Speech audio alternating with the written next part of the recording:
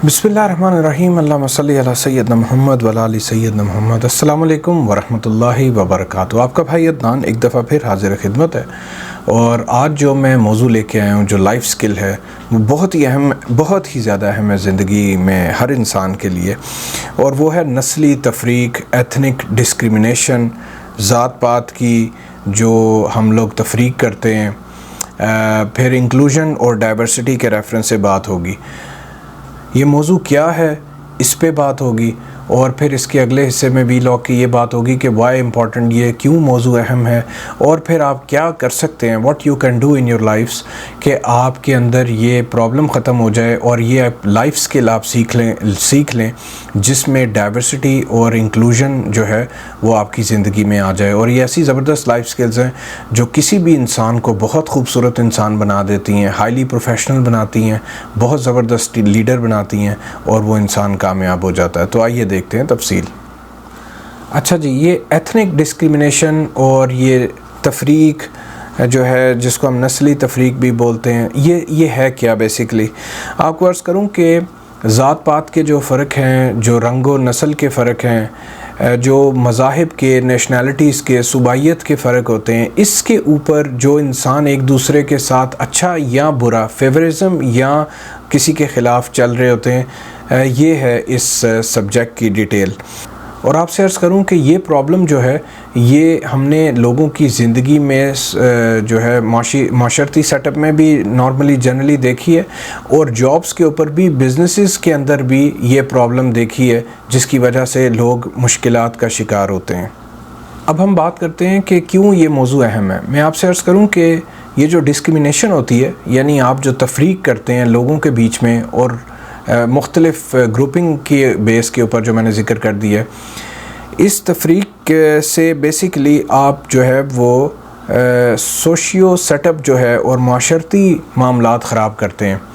और अल्टीमेटली चाहे आप एक इलाके में रहते हैं, किसी फैमिली सेटअप में, कबीले में, या किसी जॉब कंपनी में जॉब करते हैं, हर मामले में आप नुकसान उठाते हैं।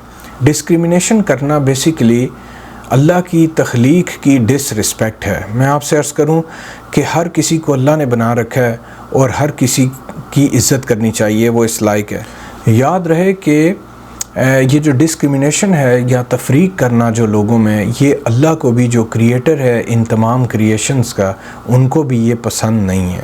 अच्छा जी, अब आपसे अर्ज़ करूं कि डिस्क्रिमिनेशन करने के या तफरीक लोगों में करने से क्या नुकसानात होते हैं। बेसिकली सबसे पहले आप हर्ट करते हैं उन लोगों को जिनके साथ आप डिस्क्रिमिनेट करते हैं, और दिल दुखाते हैं, जो कि बहुत ही बड़े गुनाहों में से एक है।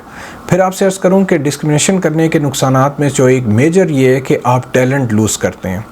मैंने देखा है कंपनीज़ में, टीम्स में, जहां आपको मल्टी टैलेंटेड लोग चाहिए होते हैं, लोग डिस्क्रिमिनेशन की वजह से ऐसे टैलेंटेड लोगों से जो है ना, वो उनको हासिल नहीं कर पाते, और टैलेंट कहीं पीछे रह जाता है, और आप अपनी मनपसंद के लोग जो हैं, जो आपके या कबीले के हैं, या आपके सूबे के हैं, या आपके मुल्क के हैं, या आपके मज़हब के हैं, या वॉट एवर डिस्क्रिमिनेशन जो है, आप उनको अपने गिर्द इकट्ठा कर लेते हैं, और इर्रिस्पेक्टिव वो टैलेंटेड हैं या नहीं, कैपेबल हैं या नहीं, वो किसी मेरिट पे हैं या नहीं, सो उसकी वजह से क्या होता है, आप एक अच्छी टीम बिल्ड नहीं कर सकते, और वो टीम अल्टीमेटली परफॉर्म नहीं करती, आप भी नुकसान उठाते हैं, टीम भी नुकसान उठाती है। ये तो हो गया कंपनीज़ के लेवल पे, बिजनेसेस के लेवल पे।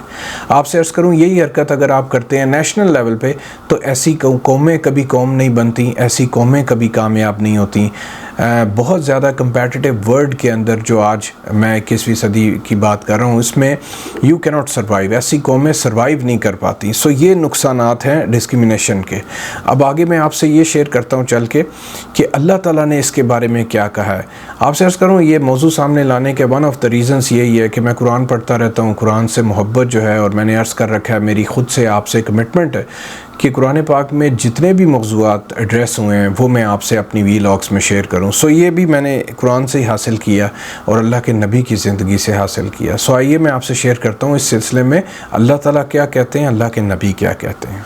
इस सिलसिले में जो सबसे ज़बरदस्त चीज़ मुझे मिली वो अल्लाह के नबी की सल्लल्लाहु अलैहि वसल्लम की ज़िंदगी से जो खुतबा हज्जतुल विदा है, उसमें एक एक्सट्रैक्ट है, एक छोटे सा फ्रेज़ है, बड़ा ज़बरदस्त मामला है, वो आपसे शेयर करता हूँ। अल्लाह के नबी सल्लल्लाहु अलैहि वसल्लम फरमाया कि सब मुसलमान आपस में भाई भाई हैं। फरमाया किसी अरबी को अजमी पर और किसी अजमी को अरबी पर कोई फ़ौक़ियत नहीं, किसी काले को गोरे पर, किसी गोरे को काले पर कोई फ़ौक़ियत हासिल नहीं। फरमाया कि हाँ, सिर्फ़ परहेज़गारी खुदा के नज़दीक अफजल है, कि सिर्फ़ अगर कोई अच्छा है, बेहतर है अल्लाह की नज़र में, तो वो है जो अल्लाह के साथ फुल कंप्लाइंस में यानी चल रहा है, तकवा के ऊपर है, अल्लाह की बात मानने वाला है।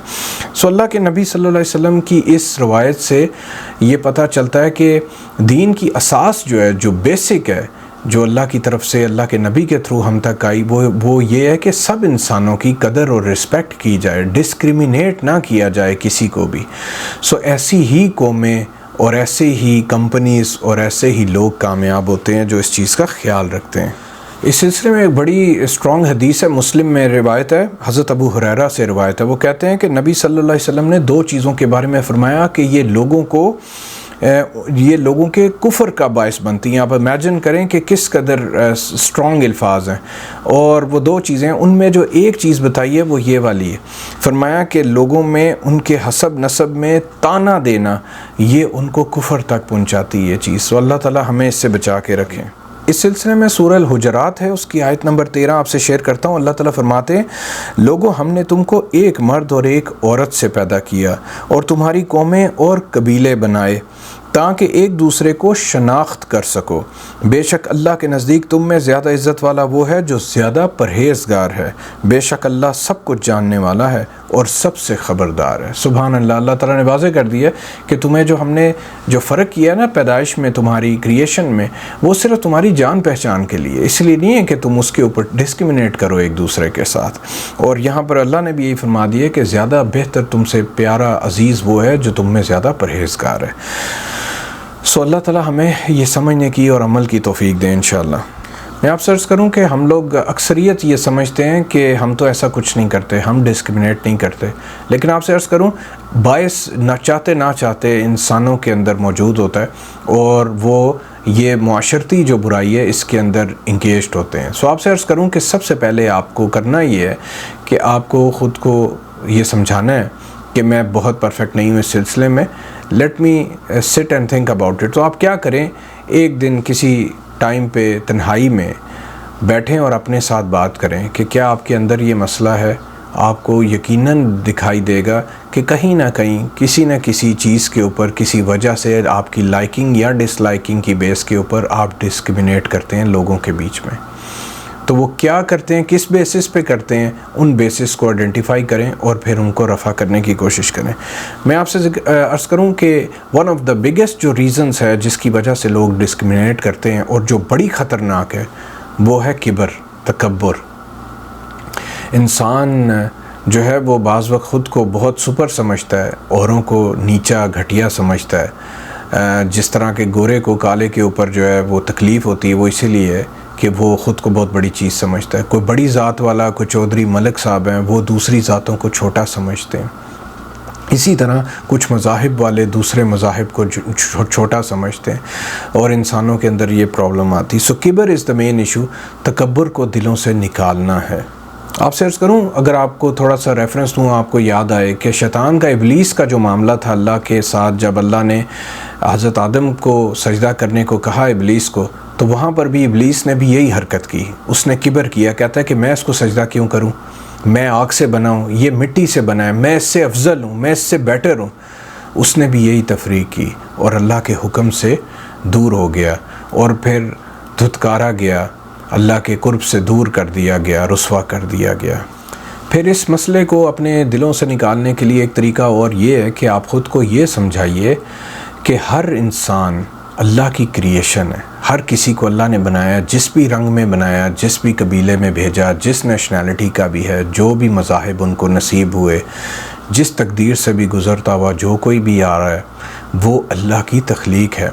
सो अल्लाह की तख्लीक के साथ अगर आप डिस्क्रिमिनेशन करेंगे तो डायरेक्टली आप अल्लाह को नाराज़ करेंगे। सो हमेशा रिस्पेक्ट करें उस खालिक की तख्लीक की और रिस्पेक्ट की नज़र से देखें, तो इंशाल्लाह आप देखेंगे आपके अंदर ये प्रॉब्लम ख़त्म हो जाएगा। फिर आपसे एक और आखिरी पॉइंट जो शेयर करता हूँ जो आपको हेल्प करेगा इस सिलसिले में, वो ये कि आप जिस भी सोशल सेटअप में हैं, जिस पोजीशन पर भी हैं, पेरेंट हैं, टीचर हैं, आप कुछ भी हैं, बिज़नेस कर रहे हैं, जॉब कर रहे हैं, मैं आपसे अर्ज़ करूं, आप एक चीज़ जहन में रखेंगे तो आप डिस्क्रिमिनेशन कभी नहीं कर पाएंगे, बल्कि आपको एक फ़ायदा होना शुरू होगा। आप जहन में रखिए कि अल्लाह की हर तख्लीक में कोई ना कोई टैलेंट है। कोई तख्लीक अल्लाह की ऐसी नहीं है जो टैलेंट से खाली है, including human beings for sure, जो कि आला तरीन तख्लीक है। सो आपसे अर्ज़ करूँ कि जो लोग भी जैसे भी जिस रंगो नस्ल के और जिस नस्ब से भी ताल्लुक़ रखने वाले, जहाँ कहीं भी दुनिया में, इस खित्ते में, हर किसी के पास कोई टैलेंट है। तो आप अगर उनके टैलेंट तलाश करें कि वो कौन सा टैलेंट है जो इस बंदे में है, और फिर आप उस टैलेंट्स पे कैपिटलाइज़ करें और उसके टैलेंट को इस्तेमाल करें सोशल सेटअप के अंदर, माशरती लेवल के ऊपर। और अगर आप किसी कंपनी में, तो उस कंपनी में जो भी आप काम करते हैं उस काम के अंदर उस टैलेंट को यूज़ करें।